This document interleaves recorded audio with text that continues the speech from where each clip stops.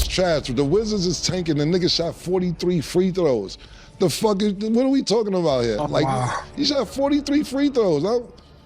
Duh. You should have 81. I got to say something about this Bam Adebayo scoring 83 points. First and foremost, it's too much hate for a brother that put the 83 up. Fuck how you feel about it. Keep it to yourself.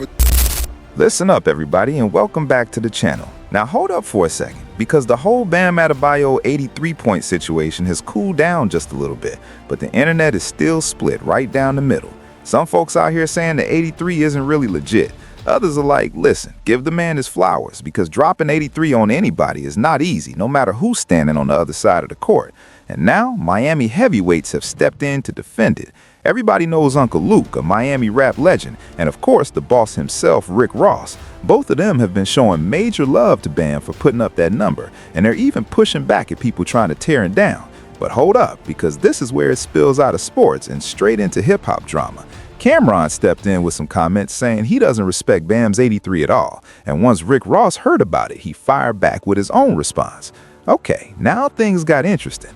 Then Cameron caught Ross's reply and came right back again with another response. So listen to this. We're going to check out that back and forth real quick, and then I'll come back and break it all down.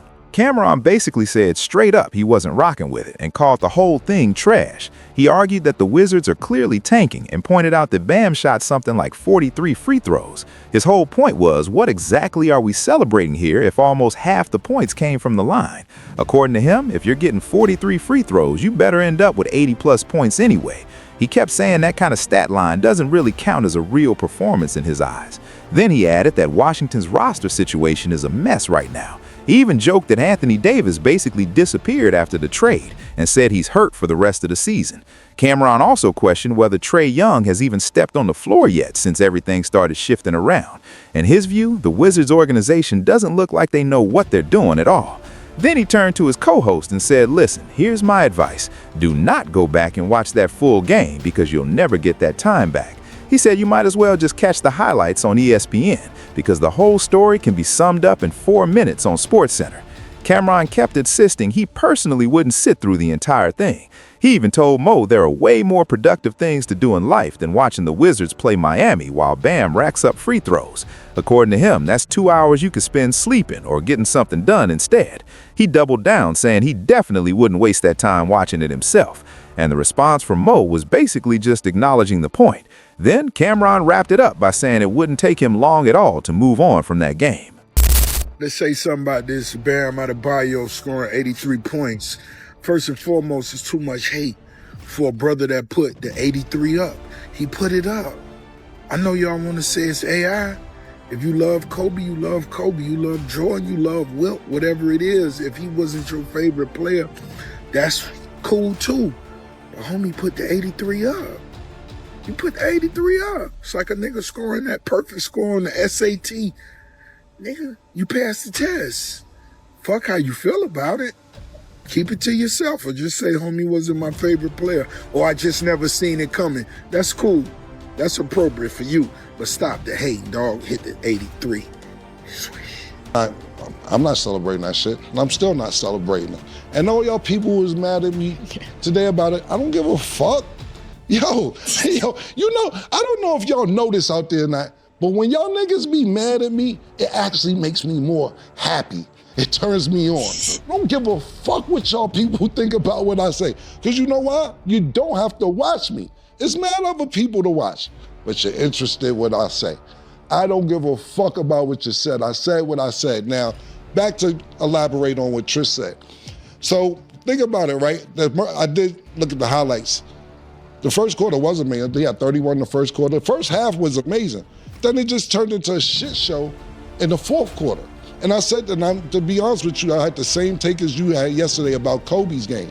I said, I'm not discrediting Kobe's 81, but he didn't pass the ball either in the fourth quarter. I said the last time it was real points within the game might have been Donovan Mitchell 70, Klay Thompson 70 points in the third quarter. Two Kelly Oubre's points, 70 points from Joel Embiid, then take him out the game. So, you know, to put the ball in the basket and get 83 points and you look at it and you're like, yo, 83 points is 83 points. It is, but it's not within the game. And if you're just going to give it to somebody to go get that many points, to me, it's whatever. I'm not jacking it. How many Bam Adebayo shot 22 three-pointers. Come on. Y'all serious? Bam shoots 22 three-pointers and 43 free throws. All right, so that right there was Cameron giving his side of the story. And listen to this. His argument is basically that Bam was out there doing stuff way outside his normal game, like launching something crazy like 22 threes. To him, that's the clear sign somebody's chasing a record instead of just letting the game flow naturally, especially when the scoreboard already shows a blowout. Now look, I can at least understand where that perspective is coming from. But hold up, because you already know Rick Ross wasn't about to stay quiet when his guy's name got dragged like that. Ross is Miami to the core, and when it comes to defending his city, he takes that seriously. So anytime someone from outside the city throws what he feels is disrespect, especially somebody like Cameron, expect Ross to respond. And listen to this. Another Miami legend stepped into the conversation too. Uncle Luke also jumped right into the mix after hearing the reaction from Ime Udoka about Bam dropping 83. Now hold up, because the situation kept escalating from there. What I'm about to do is play the clip of what Udoka said first. Then we're going to get into Uncle Luke's response right after that. I don't know if you saw that Bam Adebayo had 83 points tonight. I'm sure you know Bam. What are your thoughts on that and such a historic night?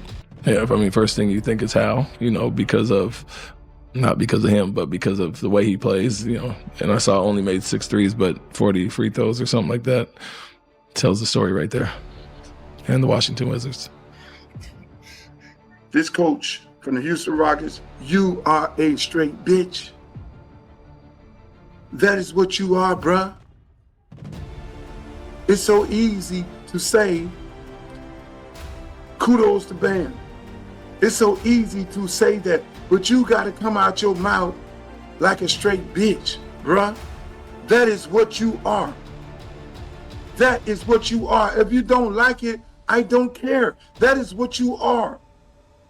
You're looking for clickbait. You're looking for attention because it is so easy to say, hey, look, was it a professional game? Yes.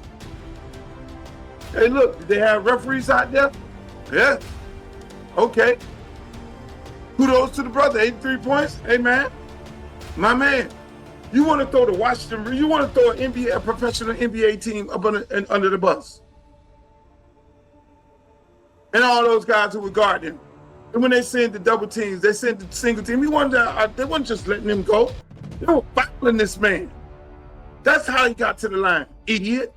You ashamed. I felt sorry for them when they butchered him at Boston, but I don't feel sorry. They should have got rid of him. They should get rid of him from Houston, and he should never coach another NBA game. And I don't care about Buddy. So listen to this. When the question first came up, the immediate reaction wasn't really about Bam himself, but about the style of play behind that stat line. The point being made was that Bam only knocked down about 6 threes, yet somehow ended up with something like 40 free throws. And hold up, because right there is what critics say explains the entire story. According to that perspective, the real issue wasn't just the scoring total, but the way it happened against the Washington Wizards.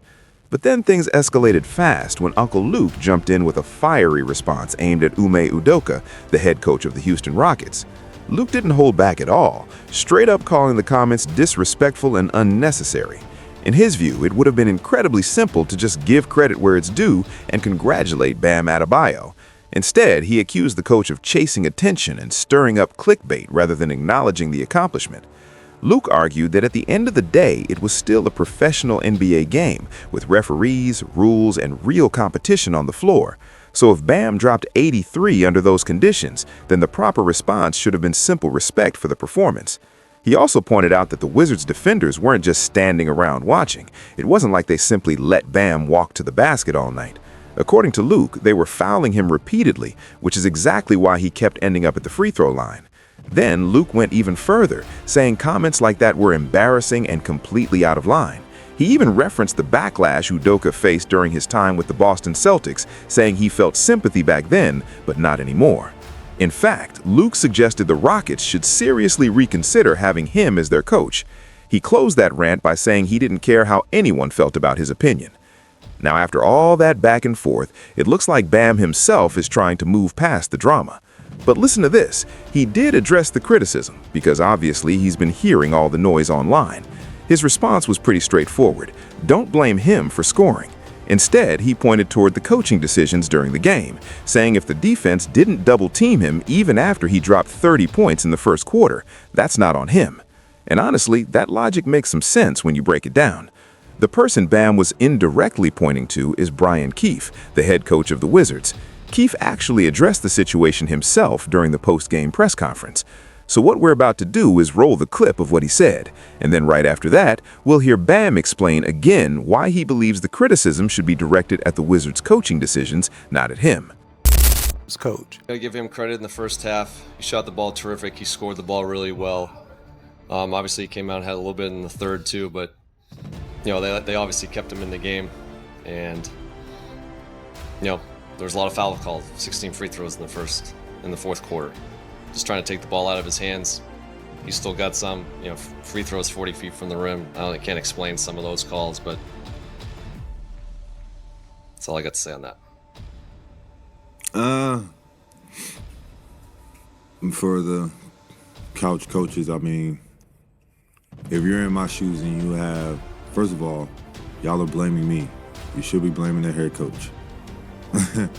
Get that first. I was not the one. Let me go one-on-one the whole game until I had 70, and then you started to send a double. At that point, I got 70 with 9 minutes left to go in the game. You think I'm not going for it? And that's the thing that's crazy when they talk about the unethical part of the basketball. I'm like, if I have 70 with 9 minutes to go, who would just be like, you know, coach, just take me out? Yeah, right. Anybody in my shoes with 9 minutes left? Okay. A minute? All right. 9? Yeah, I'm going for it. You can't be mad at that. If you are mad, I don't care, because a lot of people, they're upset because if they did play, they never had a chance to get that close to chasing greatness. And then if you get that close to chasing greatness, that's the point of chasing it, so you can surpass it. And some of the people have never played basketball, so like if you've been in the backyard and you and a couple of your homies have been playing 21 and you got 19, you're not gonna get an easy look off. And they're gonna talk about the free throws. It's not like I shoot 15 free throws a game. It's not like I average 10 free throws a game. You can watch the film, I was legitimately getting fouled every time. So I went to the free throw line. Yeah, and listen to this. When you break it down, even the fouls themselves looked pretty legitimate. From the outside, it almost felt like Brian Keefe, the head coach of the Washington Wizards, was a little frustrated knowing his team ended up being the one on the wrong side of a historic night. And let's be real, that frustration probably comes from the fact that Bam Adebayo just dropped 83 points on them, something that instantly became the second highest scoring game in NBA history. But now I want to hear from you, because this situation pulled a lot of big names into the conversation. Cameron, Rick Ross, Uncle Luke, and even Ime Udoka, all debating whether that 83-point night should be celebrated or questioned. So drop your thoughts in the comments, because the debate around this game is still going crazy online. Was it a legendary performance, or did the way it happened make it feel different? Either way, make sure you hit that like button, subscribe to the channel, and turn on the notification bell so you don't miss the next breakdown. I'll catch you in the next one. Peace.